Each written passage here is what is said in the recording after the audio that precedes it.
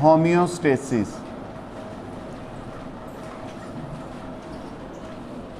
Homeostasis हमने किसको कहा था? To keep internal environment constant और near constant despite the changes in the outer atmosphere.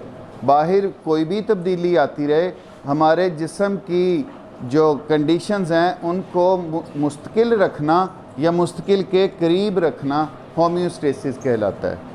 इसमें हमने होम्योस्टेसिस में बेटे पढ़ा था थर्मो रेगुलेशन।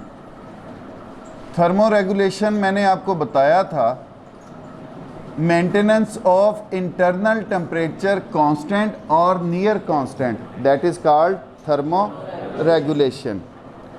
इसमें हमने पढ़ा था ओस्मो रेगुलेशन।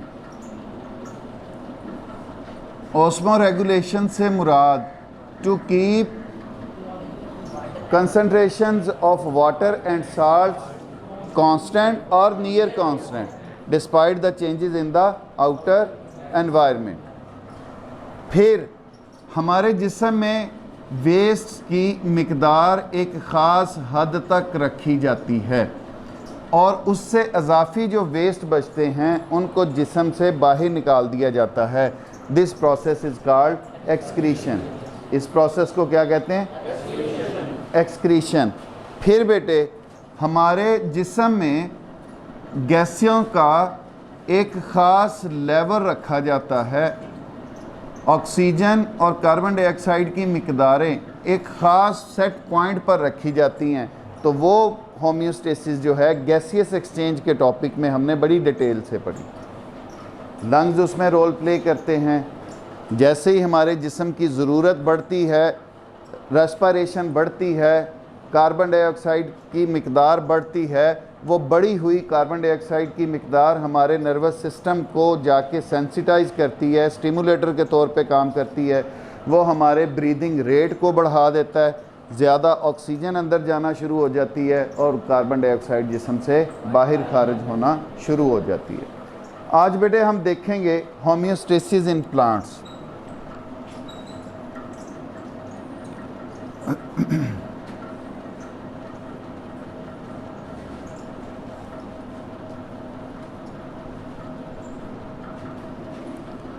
अब बेटे पौधों में किन किन चीज़ों को कांस्टेंट रखा जाता है?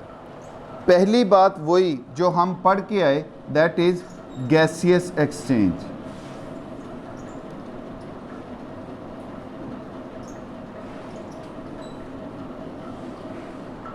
अब गैसियस एक्सचेंज मतलब हमने पौधों ने अपने जिस्म में कार्बन डाइऑक्साइड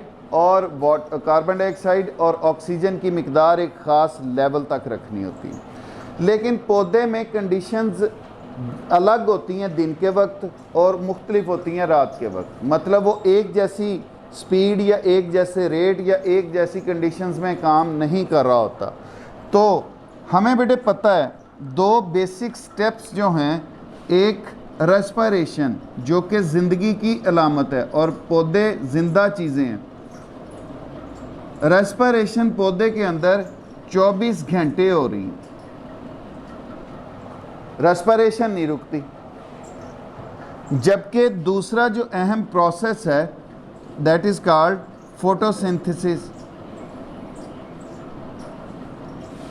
फोटोसिंथेसिस का process it occurs only at day time.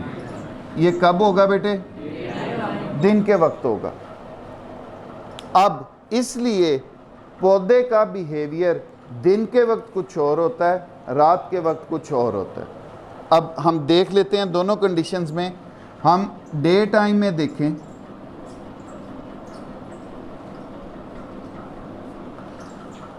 Day time में बेटे दोनों प्रोसेस हो रहे, रेस्पिरेशन भी हो रही, फोटोसिंथेसिस भी हो रही।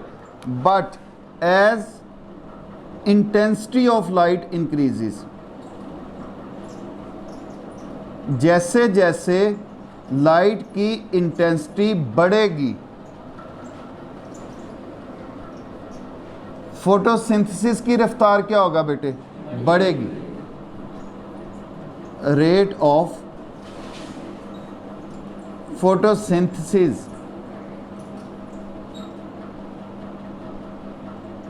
इंक्रीजेस। अब बढ़ते बढ़ते इस मुकाम तक पहुंच जाएगी कि फोटोसिंथेसिस ज़्यादा हो रही है, रेस्पिरेशन उसकी निस्बत कम हो रही है। फोटोसिंथेसिस की रफ्तार, रेस्पिरेशन नहीं कम होती, फोटोसिंथेसिस की रफ्तार उससे ज़्यादा हो जाती है। अब उसके नतीजे में क्या हो रहा है सर, रेस्पिरेशन तो कार्बन डाइऑक्साइड बना रही थी, फोटोसिंथेसिस में बाई प्रोडक्ट के तौर पर ऑक्सीजन बन रही थी। अब रिजल्टेंट क्या होगा, more oxygen will be produced as rate of photosynthesis increases than the rate of respiration. और जो फोटोसिंथेसिस रेस्पिरेशन में कार्बन डाइऑक्साइड बन रही थी वो फोटोसिंथेसिस में इस्तेमाल हो रही थी, लेकिन जब उसकी रफ्तार तेज़ हो गई फोटोसिंथेसिस की, अब उतनी कार्बन डाइऑक्साइड नहीं आ रही उसके पास रेस्पिरेशन से जितनी उसको चाहिए। अब पौधा अपने स्टोमेटा के ज़रिए, अपने लेंटिसेल्स के ज़रिए वो कार्बन डाइऑक्साइड जो है एनवायरनमेंट से जज़ब करना शुरू कर देगा। जब वो अपनी एनवायरनमेंट से कार्बन डाइऑक्साइड लेना शुरू कर देगा, उसको ऑक्सीजन में तब्दील करना शुरू कर देगा। अब ये जो प्रोड्यूस्ड ऑक्सीजन है सबसे पहले पौधा अपनी रेस्पिरेशन में इस्तेमाल करेगा, सबसे पहले अपनी रेस्पिरेशन में इस्तेमाल करेगा। चूँकि फोटोसिंथेसिस की रफ्तार बढ़ने की वजह से डे टाइम में ऑक्सीजन बनने की मिकदार बढ़ चुकी है, तो वो उसकी ज़रूरत से ज़्यादा है, तो पौधा उसको हवा में स्टोमेटा के ज़रिए खारिज करना शुरू कर देगा, जिसको फिर बाकी जानदार जो है वो अपने लाइफ सोर्स के तौर पर इस्तेमाल करते हैं। मुश्किल बात, आगे चलें। At night time,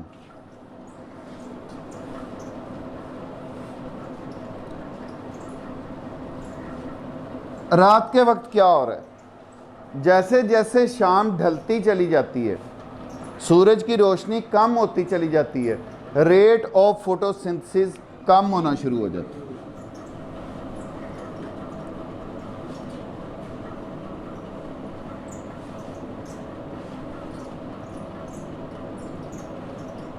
rate of photosynthesis कम होना शुरू हो जाता है। कम होते होते जब अंधेरा हो जाता है तकरीबन फोटोसिंथेसिस रुक जाती है, फोटोसिंथेसिस होना रुक जाती है। But at that time respiration उसी रफ्तार से हो रही थी जिस रफ्तार से वो दिन टाइम हो रही थी, ये नहीं रुकी। अब हो ये रहा था कि फोटोसिंथेसिस में बनने वाली ऑक्सीजन इस्तेमाल हो रही थी रेस्पिरेशन में, रेस्पिरेशन से बनने वाली कार्बन डाइऑक्साइड जो थी वो इस्तेमाल हो रही थी फोटोसिंथेसिस में। लेकिन अब क्या हो रहा है, अब ऑक्सीजन तो आ नहीं रही कि आ रही है, नो। अब पौधा अपने इर्द गिर्द से अपनी रेस्पिरेशन पूरी करने के लिए ऑक्सीजन लेगा। जो कार्बन डाइऑक्साइड पहले फोटोसिंथेसिस में इस्तेमाल हो रही थी, अब सर वो पौधा कहीं भी इस्तेमाल करने के काबिल नहीं, उसको खारिज करेगा आउटर एनवायरनमेंट में। इसीलिए कहा यह जाता है कि रात के वक्त पौधों के नीचे नहीं जाना चाहिए। सुना होगा, आम हमारी जो लोकल हैं वो तो कहते हैं जी कि पौधे के नीचे जिन्नात का साया होता है, शाम के टाइम नहीं जाना चाहिए।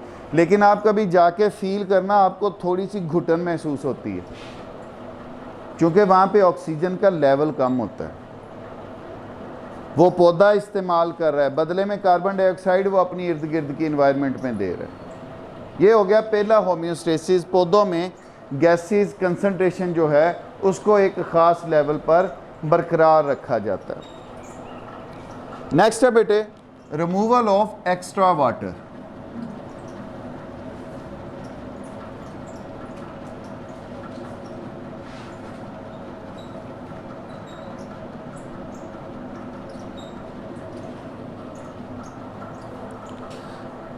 पौधे जो हैं, ये फॉर एग्जांपल कोई एक पौधा, अब हमें पता है पौधे के रूट हेयर एंड रूट्स ये ज़मीन से पानी जज़ब करते हैं, साल्ट्स एंड वाटर, और अपने एरियल पार्ट्स तक पहुंचाते हैं। अगर तो पौधे को पानी की दस्तयाबी अच्छी खासी है तो पौधा पानी लेगा, फोटोसिंथेसिस में इस्तेमाल करेगा। वो रेस्पिरेशन वाला वाटर भी आ रहा है इसमें। फोटोसिंथेसिस में ये जो ज़मीन से लिया गया ग्राउंड वाटर है वो भी इस्तेमाल होगा, लेकिन जो अजाफी बच जाएगा पौधा अपने स्टोमेटा के ज़रिए उनको खारिज कर देगा। ट्रांसपायरेशन पढ़ी थी हमने, याद है 9th में। अब थ्रू स्टोमेटा पहला इसका ये वाटर खारिज करना, स्टोमेटल ट्रांसपायरेशन हमने पढ़ी थी कि मेजर हिस्सा पानी का उससे खारिज किया जाता है। अच्छा जी, अब कुछ पौधे जो ग्रास फैमिली है उनमें क्या होता है, पौधा ज़मीन से पानी जज़ब करता है और उसके पत्तों में से होता हुआ वो पानी उसकी टिप पर जमा होना शुरू हो जाता है, पत्ते की टिप पर जमा होना शुरू हो जाता है। इस प्रोसेस को हम नाम देते हैं गुटेशन।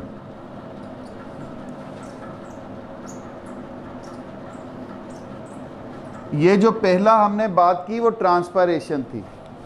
ये जो दूसरी हम टाइप की बात कर रहे हैं रिमूवल ऑफ एक्स्ट्रा वाटर में, कि पानी उसने जड़ों से लिया और उसके पत्ते की टिप पर जमा होना शुरू हो गया, थोड़ा थोड़ा करके वो उसके सेलुलर स्पेसिस से गुज़र के पानी आहिस्ता आहिस्ता उसकी टिप पर जमा होना शुरू हो गया और वो एक कतरे की ड्रॉप की शक्ल इख्तियार कर लेता है। और ज़्यादातर ये ग्रासेस के अंदर प्रोसेस होता है। इस प्रोसेस को हम नाम देते हैं किसका? ग्यूटेशन का। अब बेटे वाटर रिमूवल के बाद waste, removal of waste.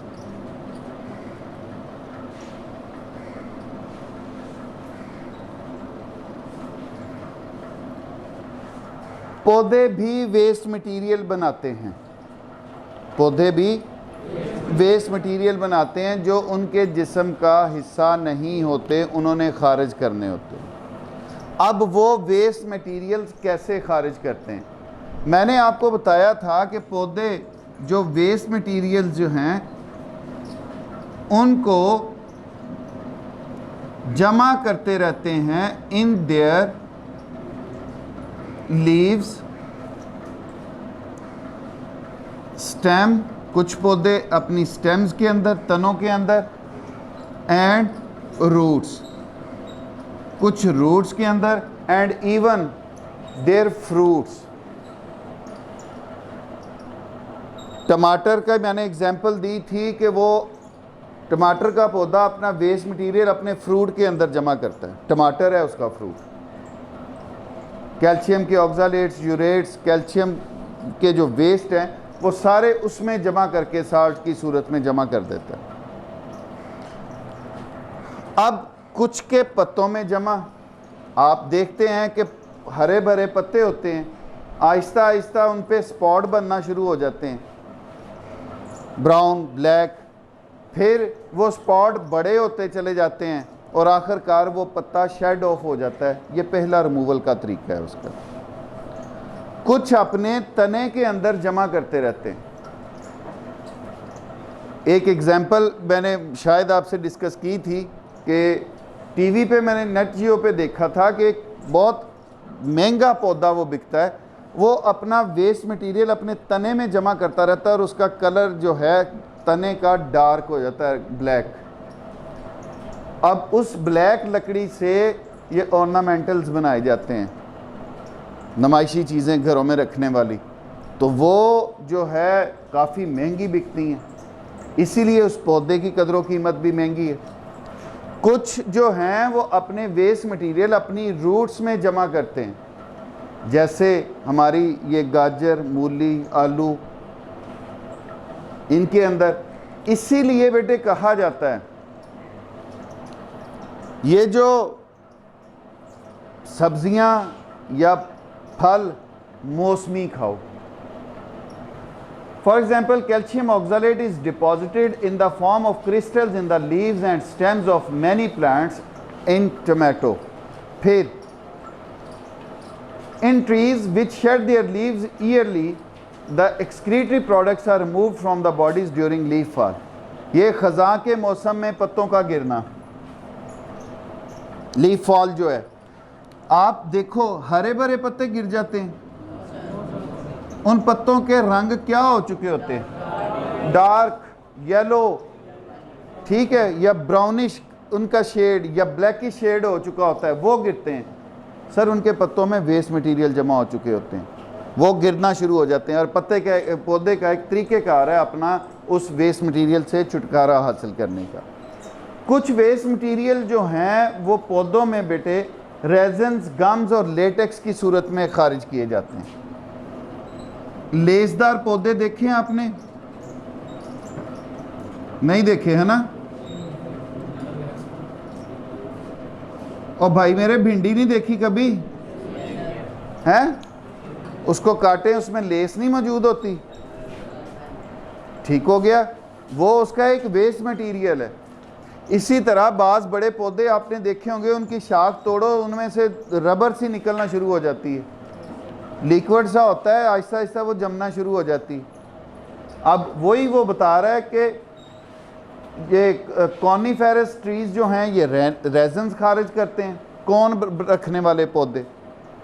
Gums bye कीकर, कीकर के पौधे को आप तने को हिट करो, कहीं से ज़ख़म दो, स्कार दो, तो उसमें से लेस सी निकलना शुरू हो जाती है। इसी तरह जी latex by rubber plant and mucilage by carnivorous plants and lady finger. Mucilage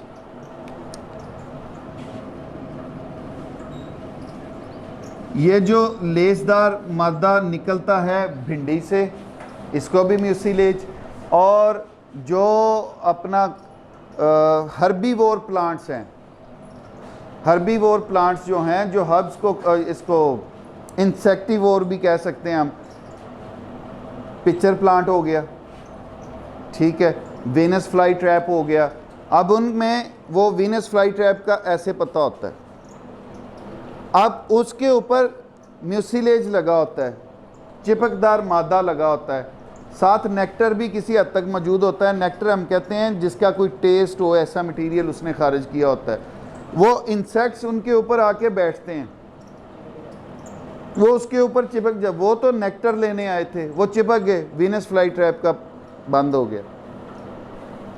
वो एंजाइम्स खारिज करेगा, उनको डाइजेस्ट करेगा, डाइजेस्ट करने के बाद चूंकि उनमें नाइट्रोजीनस मटेरियल मौजूद होता है, उनको वो जज़ब कर लेते हैं, वो उनकी खुराक के तौर पर इस्तेमाल होता है। इसी तरह एक का पिक्चर प्लांट, इसे हम नाम देते हैं, आलमोस्ट इस तरह का होता है और इसके ऊपर एक ढकना लगा होता है, और इनमें भी यहाँ पे फीदरी टाइप बालदमा भी चीज़ें मौजूद होती हैं, नेक्टर भी मौजूद होता है और म्यूसिलेज भी मौजूद होता है। जब कोई इंसेक्ट इसके ऊपर आके बैठता है, ये ढकना बंद हो जाता है। ये ढकना बंद होके ये उस इंसेक्ट को यहाँ पे ले गया, यहाँ पे एंजाइम्स खारिज करेगा, बेसिकली उससे वो नाइट्रोजन ले रहा है, खाद के तौर पर उसको इस्तेमाल कर रहा है। खाद का भी यही फंक्शन है ना जी बेटे। यहाँ तक रखते हैं, यहाँ तक